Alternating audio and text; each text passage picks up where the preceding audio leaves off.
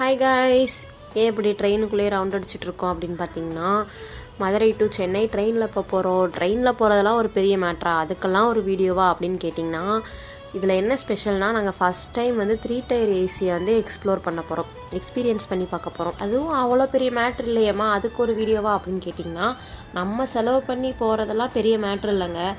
ஒரு ஆஃபீஸு நமக்காக செலவு பண்ணி இதில் போயிட்டு வாங்கன்னு அனுப்பிச்சி வைக்கிறது வந்து பெரிய மேட்ரு தானே.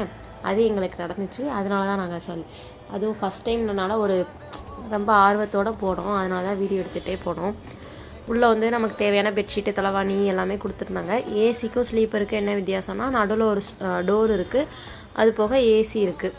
ஆனால் எங்களுக்கு என்னமோ காக்கா முட்டை படம் மாதிரி பீஸா நல்லாவே இல்லையடா அப்படி சொன்ன மாதிரி தான் எங்களுக்கும் கடைசியில் இதுக்கு பேசாமல் ஸ்லீப்பர்லேயே போயிருக்கலான்டான்னு ஆகிப்போச்சு. ஏன்னா அவ்வளோ ஃபுல் டே ஏசியில் இருக்க ரொம்ப குளிர ஆரம்பிச்சிருச்சு. நைட்டெல்லாம் தூங்கும்போது பயங்கரமான குளிரும். என்னதான் போர்வை பற்றினாலும் பட் என்னதான் இருந்தாலும் இந்த எக்ஸ்பீரியன்ஸ் வந்து எங்களுக்கு ரொம்ப பிடிச்சிருந்துச்சு. அதுவும் நமக்காக ஒருத்தவங்க செலவு பண்ணி நம்மளை போயிட்டு வாங்கன்னு அனுப்பிச்சி வைக்கிறது வந்து இருக்கிறதுலே ஒரு நல்லா இருந்துச்சு.